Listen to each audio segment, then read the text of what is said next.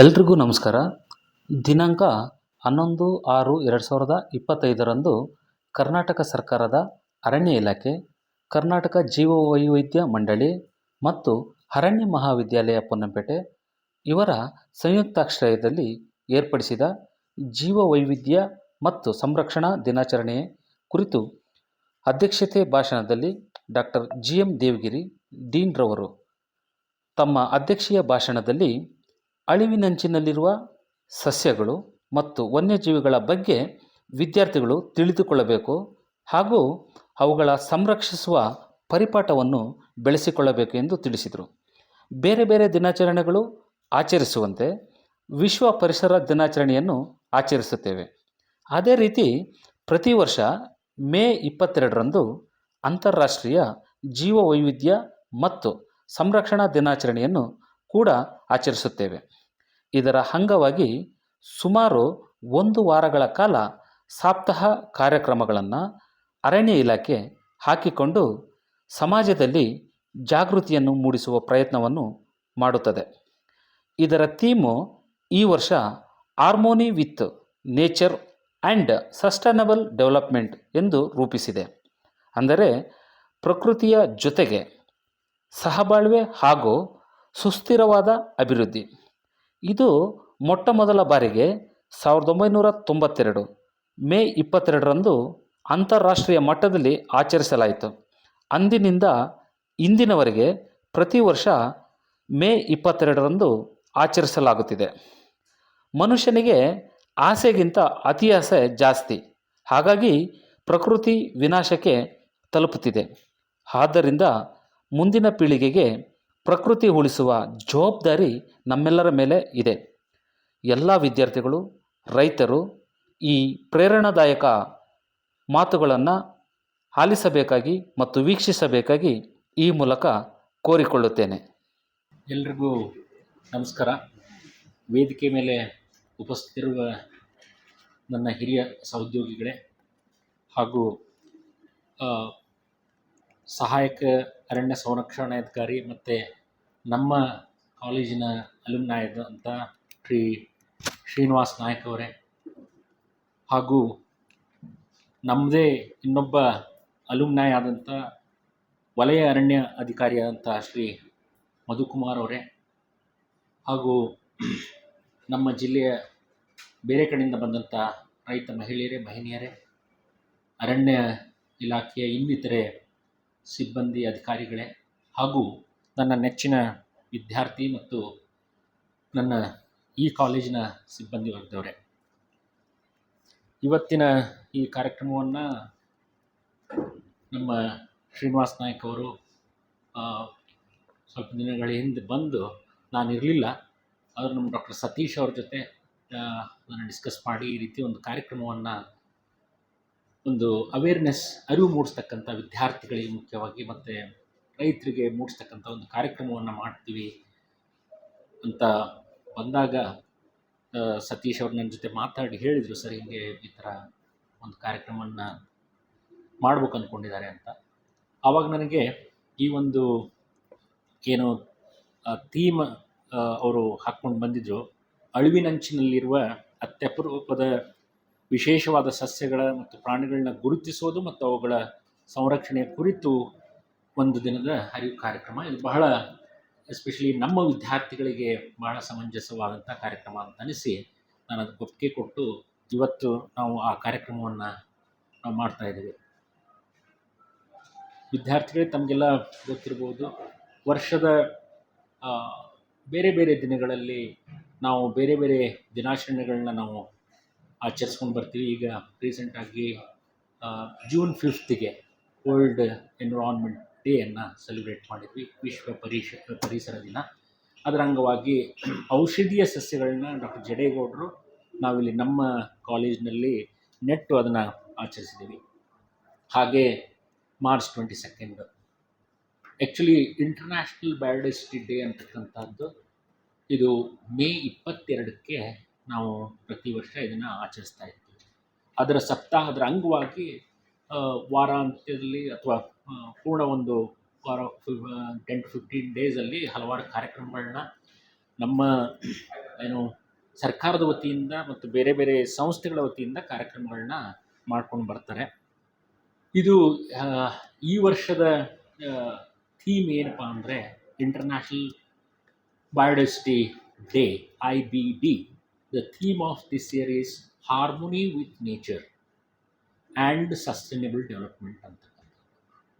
Harmony with nature and sustainable development ಅಂತ ಅಂದರೆ ಪ್ರಕೃತಿಯ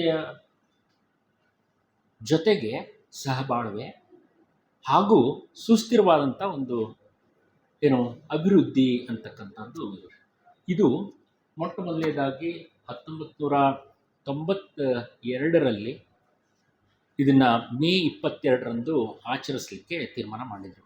ಯಾಕೆ ಮೇ 22 ಅಂದರೆ ಅವತ್ತಿನ ದಿವಸ ತಮಗೆಲ್ಲ ಗೊತ್ತಿರ್ಬೋದು, ಮೊಟ್ಟ ಮೊದಲನೇದಾಗಿ ಕನ್ವೆನ್ಷನ್ ಆನ್ ಬಯೋಡೈವರ್ಸಿಟಿ ಅಂತ, CBD ಕನ್ವೆನ್ಷನ್ ಆನ್ ಬಯೋಡೈವರ್ಸಿಟಿ ವಿಶ್ವ ಮಟ್ಟದಲ್ಲಿ ಇದು ಬ್ರಾಜಿಲ್ ಅಲ್ಲಿ ರಿಯೋ ಅಂತಕ್ಕಂಥ Rio de Janeiro okay convention on biodiversity 1992ರಲ್ಲಿ ಇದು ಅನುಷ್ಠಾನಕ್ಕೆ ಬಂತು.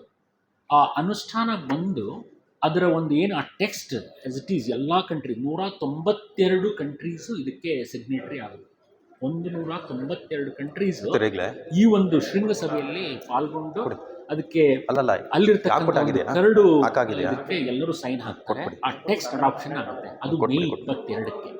ಮೇ 22 1992ರಲ್ಲಿ a text on CBD was signed and agreed by 192 countries across the globe. So ಅವತ್ತಿನ ದಿವಸದ ಒಂದು ಏನೋ ಅಂಗವಾಗಿ ಈ ಅಂತಾರಾಷ್ಟ್ರೀಯ ಜೀವ ವೈವಿಧ್ಯತೆ ದಿನಾಚರಣೆಯನ್ನು ನಾವು ಮಾಡ್ತೀವಿ.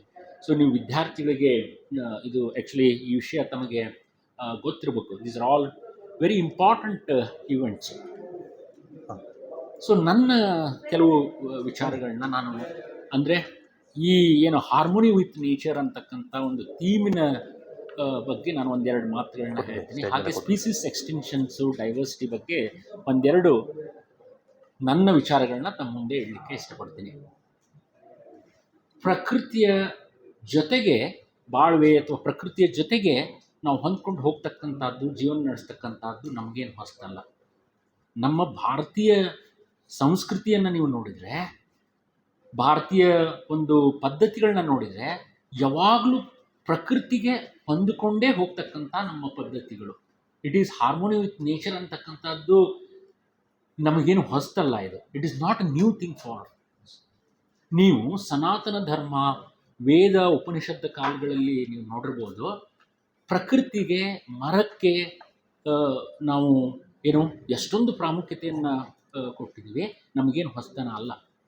ಆದರೆ ಇತ್ತೀಚಿನ ದಿನಗಳಲ್ಲಿ ಮಾನವನು ಆ ಒಂದು ಅಭಿವೃದ್ಧಿಯ ಕಡೆಗೆ, ಟೆಕ್ನಾಲಜಿ ಕಡೆಗೆ ದಾಪುಗಾಲ ಹಾಕ್ಕೊಂಡು ಏನು ಹೋಗ್ತಾ ಇದ್ದಾನೆ, ಅವನ್ನೆಲ್ಲ ನಾವು ಮರಿತಾ ಇದ್ದೀವಿ.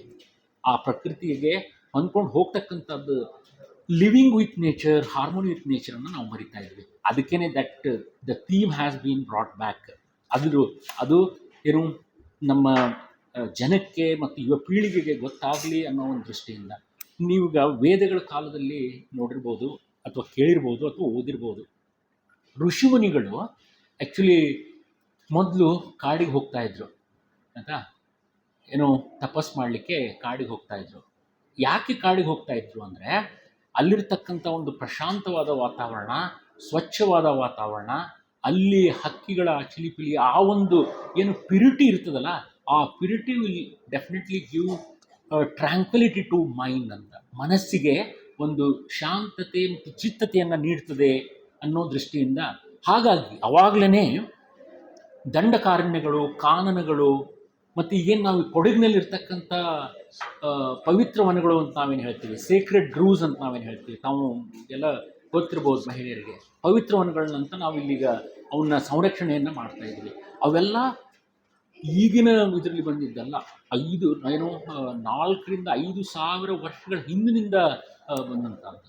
ದಂಡಕಾರಣ್ಯ ಏನು? Dandakaranya is what we talk about the reserved forest ಅಂತ. ಅದು ಆ ದಂಡಕಾರಣ್ಯ ಅಂದರೆ ಈಗ ನಾವು ಅದಕ್ಕೆ ಲೀಗಲ್ ಸ್ಟೇಟಸ್ ಕೊಟ್ಟಿದ್ದೀವಿ, ಅದಕ್ಕೆ ರಿಸರ್ವ್ಡ್ ಫಾರೆಸ್ಟ್ ಅಂತ. ಆ ದಂಡಕಾರಣ್ಯದಲ್ಲಿ ಯಾರೂ ಕೆಲವೊಂದು ಇದನ್ನು ಬಿಟ್ಟು ಅಲ್ಲಿ ಏನೋ ಜನ ಹೋಗಂಗಿಲ್ಲ. ಈಗ ಟ್ರೆಸ್ ಪಾಸಿಂಗ್ ರಿಸರ್ವ್ ಫಾರೆಸ್ಟಲ್ಲಿ ನಾವು ಹೋಗೋದು, ಫಾರೆಸ್ಟ್ ಒಳಗಡೆ ಹೋಗೋದು ಇಟ್ ಈಸ್ ಇಲ್ಲೀಗಲ್ ಆ್ಯಕ್ಟ್. ಆವಾಗಲೇ ಇತ್ತದು. ಆ ದಂಡಕಾರಣ್ಯದಲ್ಲಿ ಯಾರೂ ಬೇಕಾಬಿಟ್ಟು ಹೋಗಂಗಿಲ್ಲ, ಅಲ್ಲಿ ಏನೋ ನಾಶ ಮಾಡೋಂಗಿಲ್ಲ, ಗಿಡಗಳನ್ನ ಏನೋ ಕಡಿಯೋ ಹಾಗಿಲ್ಲ.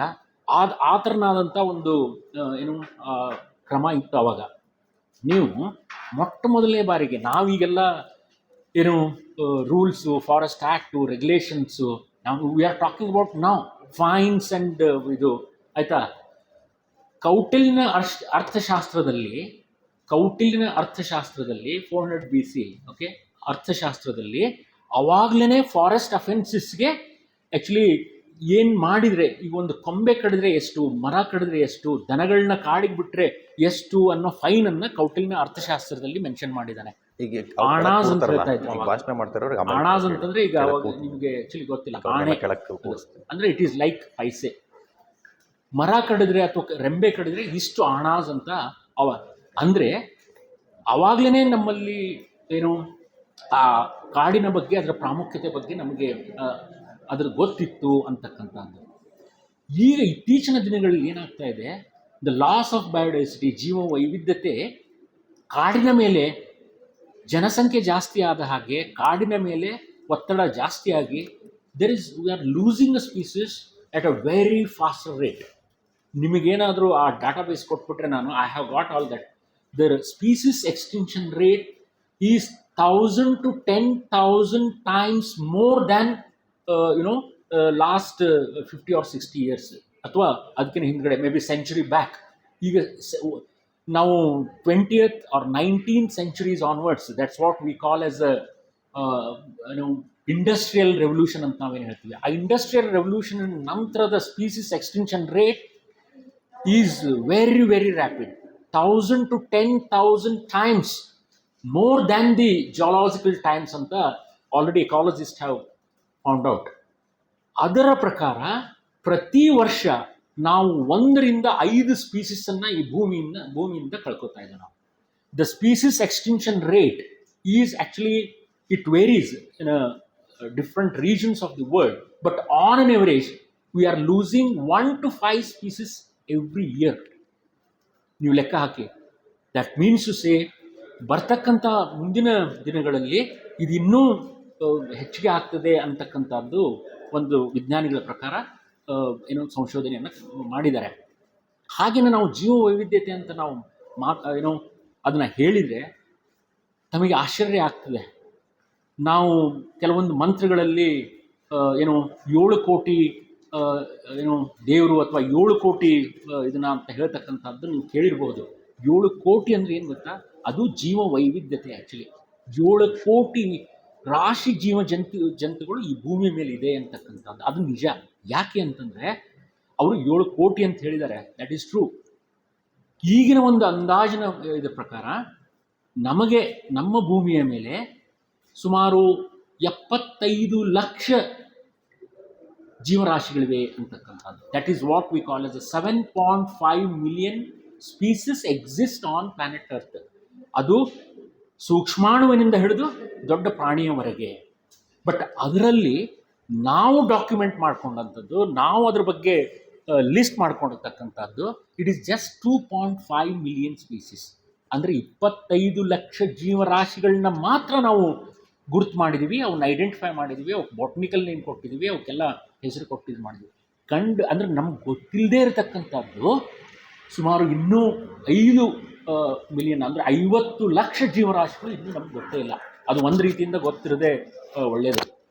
ಬಟ್ ನೀವು ವಿಚಾರ ಮಾಡಿ, ಒಂದು ಕಾಡಿಗೆ ನಾವು ಹೋಗ್ತೀವಿ ಅಂತಂದರೆ ನಾವು ಬರೀ ಮರ ಗಿಡ ಅಥವಾ ಅಷ್ಟೇ ನೋಡ್ತೀವಿ ಪ್ರಾಣಿಗಳನ್ನ.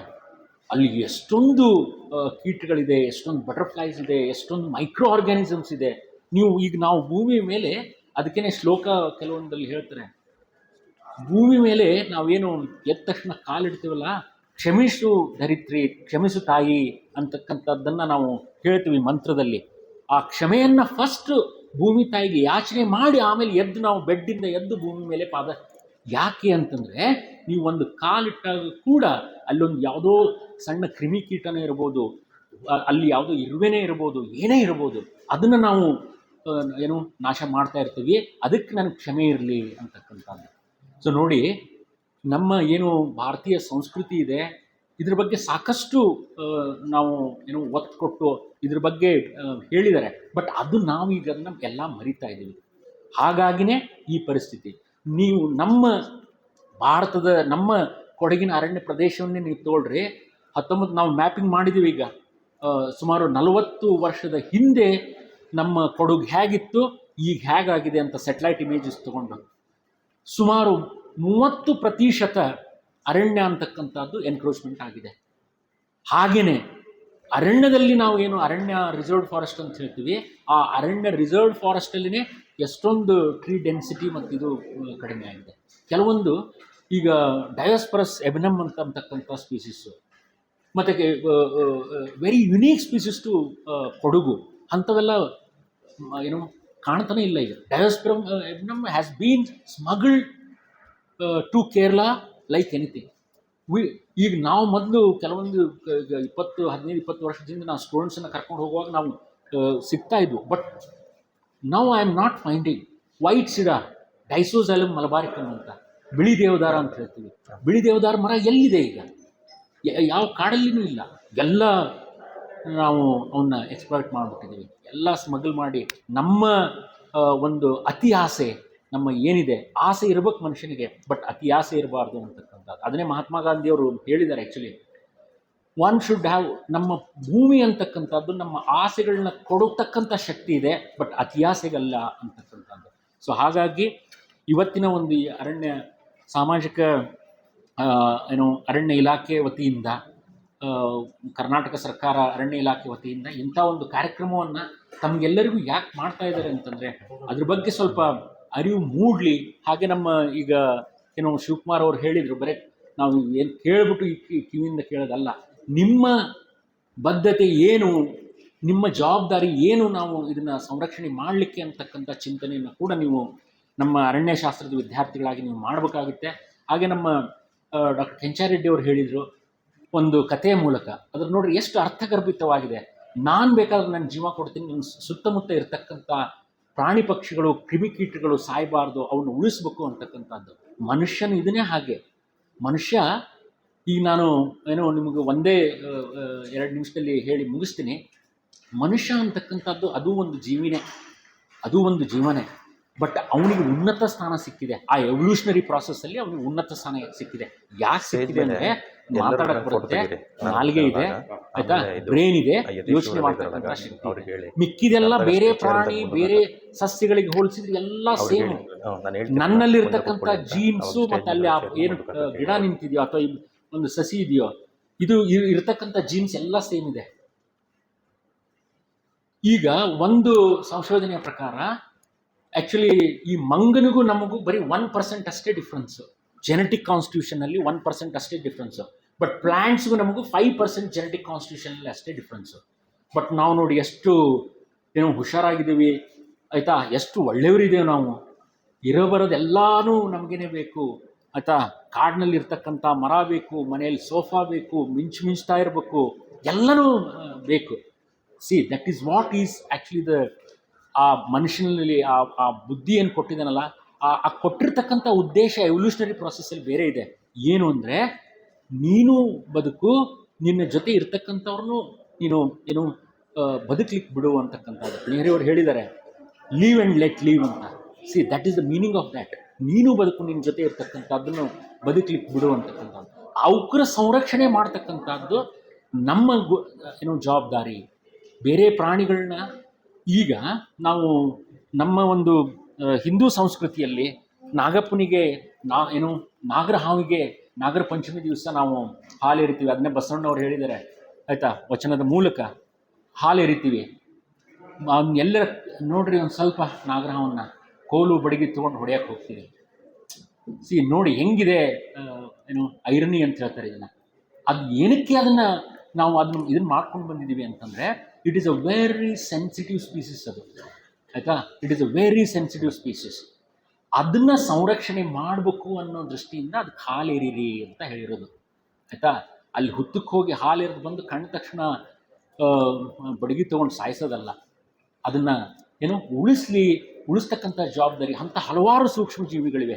ಉಳಿಸ್ಲಿ ಅಂತಕ್ಕಂಥ ಜವಾಬ್ದಾರಿ ದೃಷ್ಟಿಯಿಂದನೇ ನಮಗೆ ಆ ಥರ ಪೂಜೆ, ಆ ಥರವನ್ನು ಅವ್ರ ಬಗ್ಗೆ ಭಕ್ತಿ ಗೌರವ. ಆನೆನ ನಾವು ಗಣಪತಿಗೆ ಹೋಲಿಸ್ತೀವಿ, ಆಯಿತಾ? ಬಟ್ ಏನಾಗ್ತಾ ಇದೆ ನೋಡಿ, ಸಂಘರ್ಷಗಳು ಅಫ್ಕೋರ್ಸ್ ಜಾಸ್ತಿ ಆಗ್ತಾ ಇದ್ದಾವೆ. ಈಗ ಹ್ಯೂಮನ್ ಪಾಪ್ಯುಲೇಷನ್ನೇ 100 ಕೋಟಿ ಇದ್ದಿದ್ದು 125 ಕೋಟಿ ಆಗಿದೆ. ಎಲ್ಲಿ ಇರ್ತಕ್ಕಂಥ ಭೂಮಿ, ಇರ್ತಕ್ಕಂಥ ಸಂಪನ್ಮೂಲ ಅಷ್ಟೇ ನಾವು ಇರಬೇಕು, ಅವನ್ನ ನಮ್ಮ ಜೊತೆಗೆ ಇರಲಿಕ್ಕೂ ಬಿಡಬೇಕು. ಹೇಗಿರ್ಲಿಕ್ಕೆ ಬಿಡಬೇಕು ಅಂತಕ್ಕಂಥ ಯೋಜನೆಗಳನ್ನ, ಆ ಒಂದು ವಿಚಾರಗಳನ್ನ ನಾವು ಮಾಡಬೇಕಾಗಿದೆ. ಅದರಲ್ಲಿ ತಾವು ರೈತರು ಕೊಡಗಿನಲ್ಲಿ ಹೇಳೋದಾದರೆ, ಬೇರೆ ಜಿಲ್ಲೆಗಳಿಗೆ ಬೇರೆ ಇದಕ್ಕೆ ಹೋಲಿಸೋದಾದರೆ ಪ್ರಕೃತಿಯ ಬಗ್ಗೆ ಬಹಳಷ್ಟು ಕಾಳಜಿಯನ್ನು ನಾನು ರೈತರಲ್ಲಿ ನೋಡಿದ್ದೀನಿ.